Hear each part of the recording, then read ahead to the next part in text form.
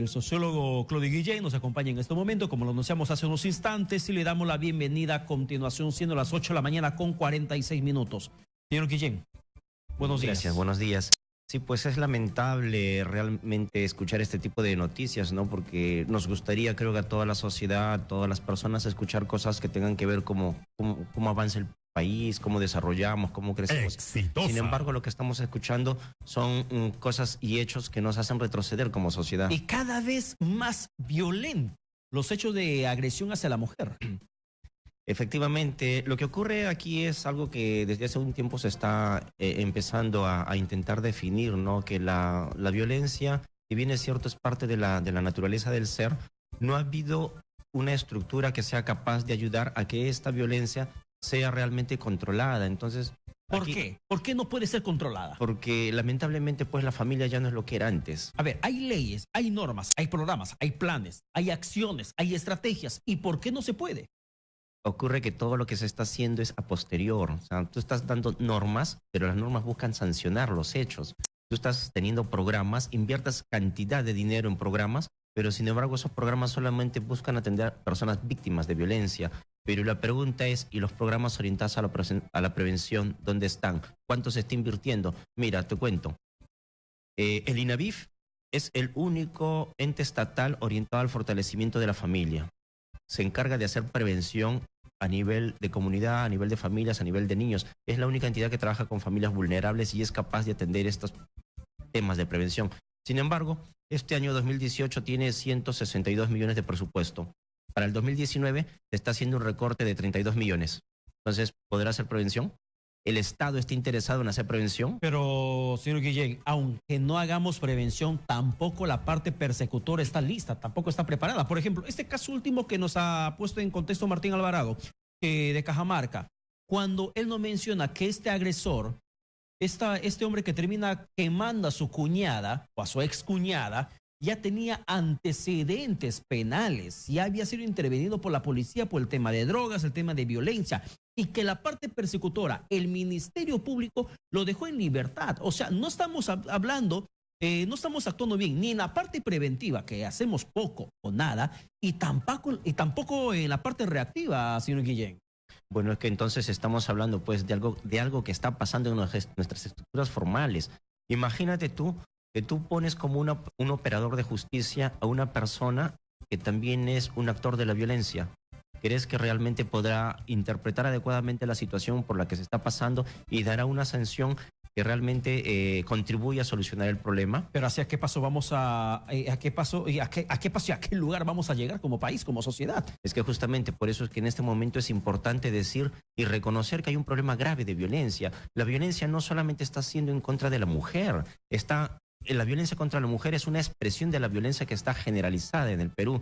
Hay violencia a todo nivel, a todo nivel. Es imposible pensar que como Estado no tengamos una respuesta. Y eso es algo que es preocupante para la sociedad civil. La escuela tiene una responsabilidad, es verdad, en la educación de los niños, y es verdad que tiene que ver con el tema de género, con el tema de identidad. Pero, ¿y la cultura machista? ¿Cómo erradicas esa cultura machista? Si muchas veces se sostiene, por ejemplo, que eso se genera dentro del hogar. Es que justamente, ¿qué estamos haciendo al interior de la familia para ayudar? Nosotros tenemos una tradición machista. El Perú se formó machista desde la llegada de los españoles. Sin embargo, lo que hemos ido haciendo es alentar la cultura machista. Imagínate que tú tienes a una persona, como esta persona que ha agredido a esta señora en Cajamarca, que asume que su expareja es de su propiedad. A eso súmale que no es capaz de tolerar el fracaso, la frustración. Entonces ahí tienes un potencial agresor. Y eso es algo que no se está tomando en cuenta. Sociológicamente, ¿cómo se puede detectar eso antes de que un hecho criminal termine ocurriendo? Mira, ¿Hay alguna conducta, algún patrón de comportamiento del ser humano desde la infancia que podría determinar una conducta posterior de violencia? En realidad hay ciertos indicadores que nos podrían ayudar a saber que una persona solamente podría presentar alguna conducta disocial cuando es adolescente o antisocial que es adulto, ¿no? Como por ejemplo, ¿qué tipo de conductas? Como por ejemplo, pues cuando muy tempranamente los niños hacen estas llamadas rabietas, pataletas, y nosotros los padres pensamos que son juego de niños. Sin embargo, ahí es el momento que nosotros deberíamos tener, pues, la forma correcta de corregir eso, ¿no? Un niño que pide las cosas llorando, que se tira al piso, hace sus pataletas, hace su berrinche, llora, grita en plena vía pública. Bueno, en realidad estamos ahí frente a una persona que podría tener una conducta manipuladora más grande, ¿no? O sea, se va a acostumbrar a que las cosas las obtiene no de la forma correcta, sino a partir de la expresión o de la manipulación que ejerza, ¿no? Entonces, ese es el rol. Y si ese padre no logra controlar a tiempo eso y finalmente llega adolescente, ¿cómo va a ser el adolescente? Bueno, también ocurre ahí, regresando al tema que planteaba sociológicamente hablando, ocurre que muchos padres no se están haciendo adecuadamente cargo de sus hijos. Mira, la pareja puede separarse, pero las responsabilidades nunca se van a perder. Entonces, si los padres no se hacen cargo de las responsabilidades en relación a sus hijos, ¿cómo podrían luego tener legitimidad para que los hijos lo tomen como un Ahí referente? está usted dando en el clavo y agarrando carne. ¿Por qué le digo eso? Muchas veces se alude o se alega el tema de violencia social por hogares disfuncionales, por hogares separados, que por tantos hogares separados disfuncionales, por eso hay tanta violencia. Sin embargo, usted dice algo muy importante. Puede haber una ruptura en la pareja, puede haber una ruptura padre-madre, pero la responsabilidad sobre los niños o sobre los hijos no se pierde, se debe mantener, se debe conservar. Pero ¿cómo hacer eso? Bueno, justamente, pues en realidad los colegios, como tú bien sabes, tienen una responsabilidad fuerte en el tema de las escuelas para padres, porque no solamente hay que instruir a los hijos, sino que hay que invitar a los padres a que se acerquen a ser parte de la responsabilidad educativa de los hijos. Ahí tenemos que algunos colegios tienen, pues, deberían tener trabajadores sociales, psicólogos, que ayuden, pues, a mejorar las relaciones familiares. Pero con un Estado que no invierta en psicólogos, ¿qué hacer? Ahí tenemos, pues, que el Colegio de Psicólogos tendría que tener una presión, ¿no? Debería ejercer presión porque debe recuperarse un rol. Pero no solamente son los psicólogos, tenemos a las trabajadoras sociales. En este momento tenemos una ley de protección a la infancia, que es el Decreto Legislativo 1297, que prácticamente restringe la participación de las trabajadoras sociales en la estrategia de atención de la prevención del rompimiento de la familia, ¿no? Entonces, se ha planteado en la norma que los profesionales deberían ser abogados y psicólogos. Sin embargo, se está dejando de lado en la primera etapa de la intervención a las trabajadoras sociales. Y ese es algo que debería revisarse, ¿no? Pero ahora, ¿cómo hacer que esta situación termine deteniéndose? Que no avance más el hecho de violencia. Hemos escuchado a psicólogos, a psiquiatras, a abogados. Acabamos justamente de hablar con un abogado, con el doctor Fernando Gas, sobre el tema del acoso que se pretende tipificar como delito en el Código Penal de nuestra legislación peruana. Sin embargo, más allá de eso, ¿cómo evitar? Seguimos intentando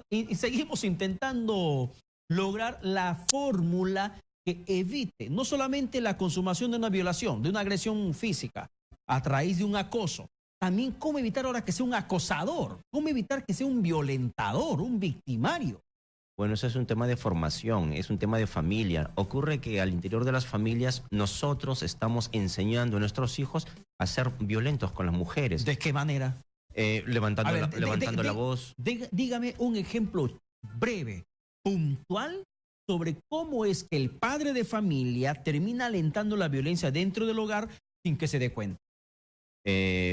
Básicamente lo típico es la violencia psicológica, ¿no? La persona puede insultar o descalificar a la pareja, levantarle la voz delante de los hijos, hacer un ademán que la descalifique. Entonces eso va, pues... ¿Desautorizar a la pareja? Desautorizar a la pareja también podría ser, pero básicamente es descalificarla, básicamente es decirle... Agredirla. ¿Verbal o psicológicamente? Bueno, estamos hablando de lo más típico, ¿no? De lo más común. Lo más frecuente es la violencia psicológica.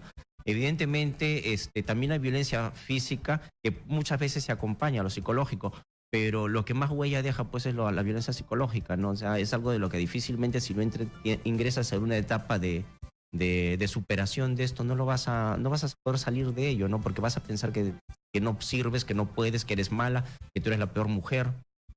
Y esos mensajes que termina recibiendo de manera indirecta a los niños, termina replicándolo con el pasado de los años. Es que en realidad es la forma de educación informal que se tiene, ¿no? Nadie piensa que va a ser, pero sin embargo se le está educando al niño de esa forma. La educación machista. Dentro de la cultura machista. Hablemos de educación machista. ¿Cómo es una educación machista? Porque si hablamos, por ejemplo, de educación machista, en casa, las personas que nos están escuchando, en el taxi, en el mercado, en el trabajo, o los que están en estos momentos en casa tranquilos mirando la pantalla de su televisor, Pueden decir, pero bueno, yo educo a mis hijos correctamente, educo conforme son mis criterios, porque no es malo que mi hija lave las ollas, lave los platos, no es malo que mi hijo esté mirando televisión, que tenga mejores responsabilidades, porque él está para otra cosa en la vida, en el futuro. Claro, al hablar de educación tenemos que distinguir que hay educación formal y hay educación informal. La escuela es bastante machista, eso es un tema, ¿no? Porque los niños tienen el mejor lugar, las niñas tienen, digamos, los lugares más alejados a la pizarra. La profesora revisa con mayor frecuencia y ayuda con mayor frecuencia a los niños y relega un poco a las niñas. En el hogar pasa algo parecido, ¿no? A la mujer se le da roles, por así decirlo, que solamente contribuyen a encasillarla en la cocina o en espacios que no permiten mayor desarrollo. Sin embargo, al niño se le deja salir. Al adolescente varón se le da la llave a los 12 años, a la niña no, a la niña tiene que esperar 18 para que pueda llegar tarde. Un tema de protección, de que le puede pasar algo. Es que no es un tema de protección, es un tema de cómo educaste a tus niños. Tú tienes que enseñarles autoprotección. Claro, ¿no? pero es un tema de pretexto usado por los padres. Es que en realidad el padre es bastante machista. Mira, yo te pongo una llamada, en todo caso, que fue un chiste que escuché cuando yo era adolescente. Si tu niño llega y te cuenta que tiene enamorada a los 13 años, tú lo festejas. Pero si tu niña llega... El macho, el varón, el hombre de la casa. Si tu niña llega y te cuenta que tiene enamorado a los 13, te lo prohíbes. Y le castigas. Y le castigas, no sale, no hay fiestas. La tratas como Rapunzel, le pones en un castillo y que nadie le pueda sacar de ahí. Es que en realidad es parte de nuestra cultura machista y eso es algo que tenemos que desterrar. O sea, los colectivos realmente deben tomar un rol protagónico en rechazar este tipo de prácticas. Sociológicamente, ¿loro viejo puede aprender? Todos podemos aprender. Porque muchos dicen, oiga, soy viejo, yo soy como soy, no voy a cambiar, que yo crío a mis hijos como mejor me parece, sin darnos cuenta el daño social, el daño que a la sociedad en general estamos haciendo. Mira, las personas que somos ya de nuestra generación, nos hemos criado en un tipo de cultura que, entre comillas, podría decir que nos condiciona a mirar a la mujer de una forma o de otra. Sin embargo, podemos pensar de que las estrategias que el propio Estado tiene podrían contribuir a que las personas de nuestra generación cambien de forma de ver. Mira, si tú agarras a un grupo de padres que, entre comillas, podrían estar en el límite de caer en el riesgo de la violencia y los llevas a hacer actividades de uso de tiempo libre un domingo, al parque, los haces jugar vóley, los haces en la playa, lo que fuere, y después de eso conversas con ellos, ok, no cambiaste la situación, pero es probable que en algunos de ellos el contenido que tú les diste le quede. Y es probable que de 10 personas, una al menos ya no entre en esta vorágine de la violencia. Entonces, ¿qué se entiende cómo se puede entender esa persona que dicen que no van a cambiar, que ellos han sido criados así, no pueden hacer nada? Es que sencillamente sería negar aquello que todos afirmamos, que la educación es un proceso continuo. Empieza, es verdad, cuando naces, pero termina el día que mueres. O sea, puedes aprender nuevas cosas todos los días. Y sobre todo cambiar la cultura, la costumbre, las actitudes, malas actitudes. La cultura es un hecho que amerita no solamente el cambio de un patrón de comportamiento, sino también amerita el cambio de un discurso. Los medios de comunicación tenemos un rol protagónico en esto porque tenemos que dar mensajes positivos de igualdad, de equidad. Entonces, no solamente es cómo me comporto, sino también es qué es lo que digo. Le pongo un contexto mucho más preciso. Un hombre, hecho y derecho, adulto, 40 y tantos años, más de 40 años, entre los 30 a 50 años, es un hombre de familia, que salió de un hogar de violencia, que ejerce violencia sobre su pareja.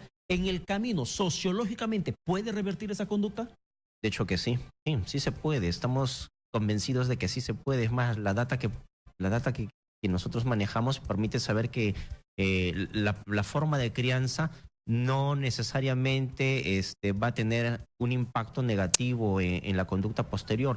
Mira, se sabe, por ejemplo, que de padres usadores de sustancias, los niños no terminan siendo usadores de sustancias. Se sabe que de padres violentos, los niños no necesariamente terminan siendo violentos, porque hay otros referentes que pueden tener incidencia positiva en la conducta de los niños, llámese los abuelos, llámese los tíos, llámese los hermanos mayores, llámese los educadores de calle, llámese los edil del INAVIF. Entonces, si la sociedad no está perdida, si la sociedad se puede rescatar, ¿por qué no se rescata? Ocurre, como te estaba comentando, que nosotros como Estado estamos teniendo una mala lectura de nuestra intervención.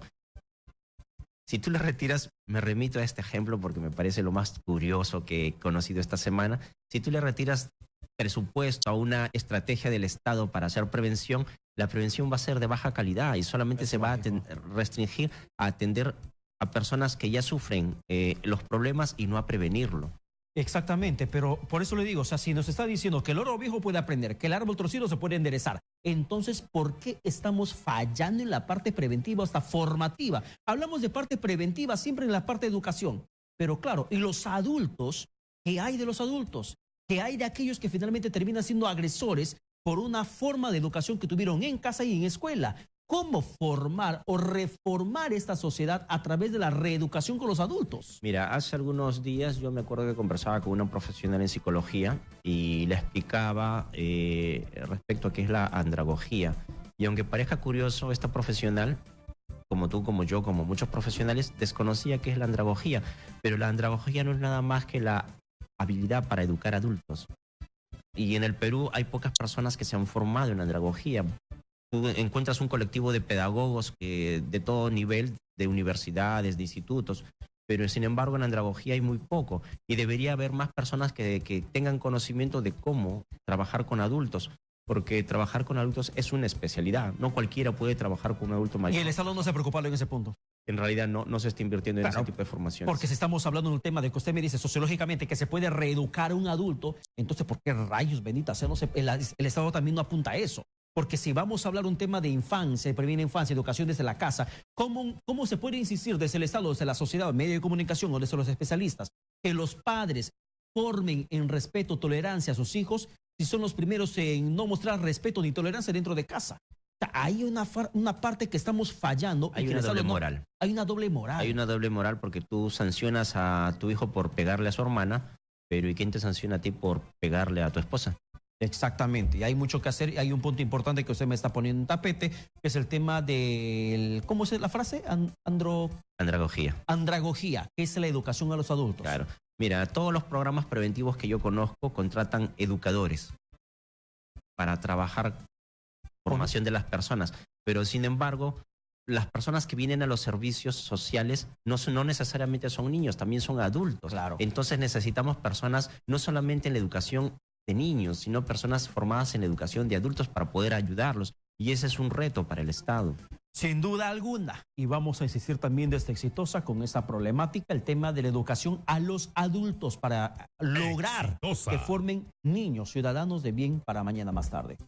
Señor Claudio Guillén, muchísimas gracias. Gracias a ustedes por la invitación. Gracias por su presencia, más bien aquí en los estudios. Antes de la pausa, por favor, antes de la pausa, me dicen que tenemos video de Snyder Estela Terrones, este agresor, este sujeto que terminó quemando a su cuñada. Si podemos lanzarle el video, por favor, lo que sucedió en Cajamarca hace unos días atrás. Sobre la captura de este agresor, de ese sujeto. ¿Cómo te llamas? Que en estos momentos... Leonardo, ¿qué más? Estela Terrones. ¿Cómo te llamas? Leonardo Estela Terrones. Leonardo, ¿qué más? Estela Terrones. Vistele. Estela Terrones. Estela Terrones.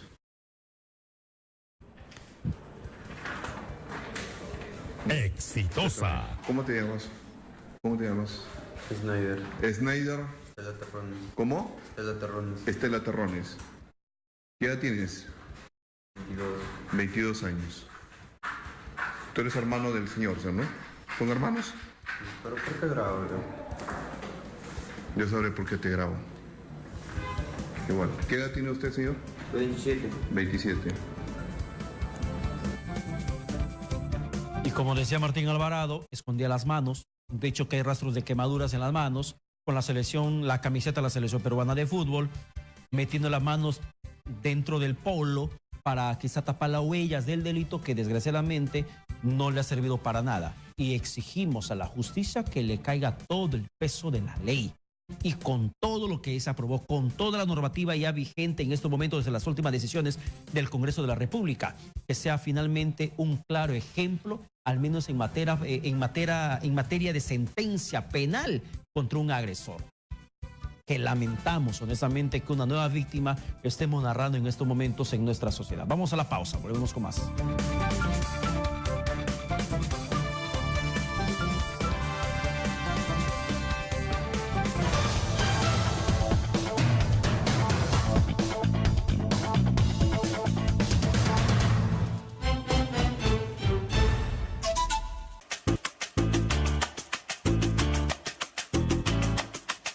Como Pale, hay muchos peruanos que hacen de su arte un emprendimiento, una generación de empleos, porque PAL le da puestos de trabajo a muchísima gente, no solamente está aquí, durante estos 50 años tiene más de 6 locales y estoy segura que va a abrir muchísimos más porque en principio da un producto de primera calidad. Lo más importante es que lo hace con amor y con pasión, y cuando los peruanos hacemos las cosas con real convicción y pasión, hacemos las cosas realmente bien.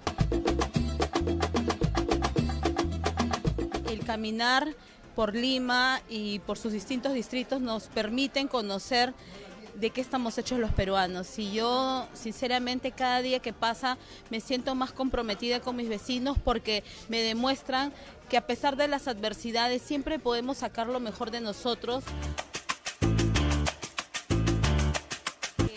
Podemos hacer grandes cosas, no solamente por nuestras familias, sino también por la ciudad de Lima, que es el lugar en el que vivimos, y sobre todo las mujeres. Somos mujeres comprometidas con la ciudad, comprometidas con el desarrollo de este lugar que nos vio nacer y comprometidas con dar lo mejor de nosotros por mejorar la calidad de vida de todos los vecinos.